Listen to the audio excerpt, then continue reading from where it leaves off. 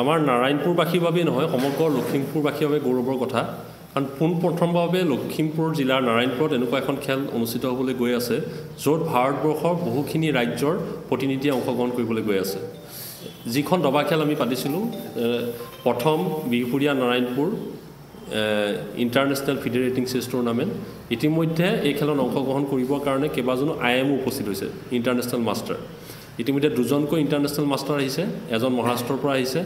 আৰু এজন আহিছে কলিকতাৰ পৰা আৰু একেধৰণে ইয়াত অংশগ্ৰহণ কৰিবলৈ বহুত নামী খেলুৱৈ আহি আছে আমাৰ হাতত যি তথ্য আহি পৰিছে ইতিমধ্যে তামিলনাডুৰ পৰা আহিছে এটা 9জনীয়া টীম আৰু একেধৰণে আমাৰ মাজত আহি আছে ছিকিমৰ পৰা এটা দল মণিপুৰৰ প্ৰায় 6-7জনীয়া এটা দল আৰু বিহাৰৰ পৰা আহিছে খেলুৱৈ একেধৰণে নাগালেণ্ডৰ পৰা এটা দল আহিছে আৰু একেধৰণে দেখিবলৈ পোৱা গৈছে যে আমাৰ মাজত বিশেষকৈ দিল্লীৰ পৰা আহিছে হায়দৰাবাদৰ পৰা আহিছে গতিকে এক প্ৰকাৰ ক'ব লাগিব যে এখন ক্ষুদ্ৰ ভাৰতবৰ্ষ আচলতে আজি নাৰায়ণপুৰলৈ আগমন ঘটিছে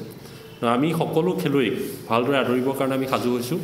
আৰু সকলো থকাৰ ব্যৱস্থা সকলো খোৱাৰ ব্যৱস্থা ইতিমধ্যে আমি গঢ়ি তুলিছোঁ যাতে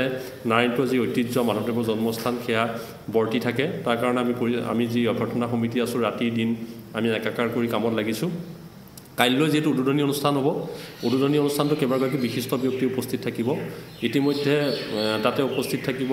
নিউজ লাইভৰ যিগৰাকী পৰিচালন সম্পাদক জাৰিৰ হুছেইন ডাঙৰীয়া আৰু তাতে উপস্থিত থাকিব কটন ইউনিভাৰ্চিটিৰ উপাচাৰ্য ৰমেশ ডেকা ডাঙৰীয়া একেধৰণে তাতে উপস্থিত থাকিব মাধৱদেৱ ইউনিভাৰ্চিটিৰ যিগৰাকী উপাচাৰ্য অৰূপজ্যোতি চৌধুৰী ছাৰ তেওঁ তাতে উপস্থিত থাকিব আৰু একেধৰণে দুজনকৈ উপায়ুক্ত লখিমপুৰ জিলা উপায়ুক্ত আৰু বিশ্বনাথ জিলা উপায়ুক্ত দুয়োগৰাকী তাত উপস্থিত থাকিব আৰু এই খেল উদ্বোধন কৰিব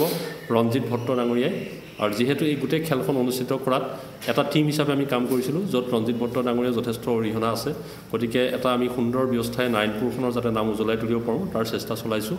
আৰু মই মূলতে এটা কথাই ক'ব বিচাৰোঁ যে এইকেইদিনত নাৰায়ণপুৰবাসীৰ পৰা আমি সহযোগ বিচাৰিছোঁ যাতে যিসকল খেলুৱৈ আহিছে দূৰ দূৰণি আলহী আহিছে তেওঁলোকৰ যেন অভ্যৰ্থনাৰ ক্ষেত্ৰত কোনো ত্ৰুটি ৰৈ নাযায় সেয়া আমি তেওঁলোকৰ পৰা বিচাৰিছোঁ আৰু 20 তাৰিখলৈকে খেল অনুষ্ঠিত হ'ব 16 তাৰিখৰ পৰা 20 তাৰিখ টোটেল 9 ৰাউণ্ড খেল অনুষ্ঠিত হ'ব আৰু ইয়াতে যিসকলে বেছি পইণ্ট পাব তেওঁলোকৰ মাজতে চেম্পিয়ন ঘোষণা কৰা হ'ব আৰু বহুখিনি প্ৰাইজ আছে আৰু 4-5 দিন ধৰি আমি সকলো ব্যৱস্থা গঢ়ি তুলিছোঁ প্ৰতিযোগী 200 এতিয়ালৈকে প্ৰায় 200 প্ৰতিযোগীয়ে অংশগ্ৰহণ কৰিছে হয়তো এই প্ৰতিযোগীৰ সংখ্যা আৰু বৃদ্ধি পাব কাৰণ বিভিন্ন প্ৰান্তৰ পৰা আহিয়ে আছে প্ৰতিযোগী গতিকে 200 এতিয়ালৈকে প্ৰতিযোগীয়ে অংশগ্ৰহণ কৰিছে পুৰস্কাৰ 3,50,000 টকা আৰু ইয়াতে প্ৰায় 58টা পুৰস্কাৰ ইয়াত সোমাই আছে ট্ৰফি আছে বহুখিনি 33টাকৈ ট্ৰফি আছে আৰু তাৰ উপৰি বহুখিনি প্ৰাইজ মানি আছে বিভিন্ন কেটেগৰীত গতিকে 3,50,000 টকা প্ৰাইজ মানি হ'ব লখিমপুৰ জিলা দবা সন্থা আৰু বিহপুৰীয়া নাৰায়ণপুৰ যুৱ সমাজৰ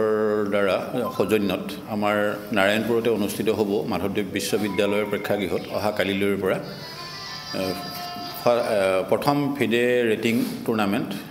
দবা টুৰ্ণামেণ্ট এই প্ৰতিযোগিতাখনত আমাৰ কাৰ্যকৰী সভাপতি জিতুমণি নেওগ ডাঙৰীয়াই কৈছেই যে প্ৰায় 200 খেলুৱৈয়ে ইয়াত অংশগ্ৰহণ কৰিব আমি আমাৰ বিহপুৰীয়া সমষ্টিৰ সমূহ ৰাইজৰ ইয়াত উপস্থিতি কামনা কৰিছোঁ সহায় সহযোগিতা কামনা কৰিছোঁ নাৰায়ণপুৰ প্ৰেছ ক্লাবৰো আমি আপোনালোকৰ সহযোগিতা বিচাৰিছোঁ আপোনালোকো যাতে উপস্থিত থাকি এই প্ৰতিযোগিতাখন যাতে সাফল্যমণ্ডিত হয় তাৰ কামনা কৰিছোঁ এই প্ৰতিযোগিতাখনে ভাৰতবৰ্ষত আমাৰ এই নাৰায়ণপুৰখনকো এটি চিনাকি দিবৰ কাৰণে এটা আমাৰ কাৰণে সুবিধা আৰু আগৰ যি আমাৰ ঐতিহ্য আছে যে আমি নাৰায়ণপুৰ বিহপুৰীয়াবাসী অতিথি পৰায়ণ এই যাতে চিনাকিটো আমাৰ থাকি যায় তাৰ কাৰণে মই সকলোকে অনুৰোধ জনাইছোঁ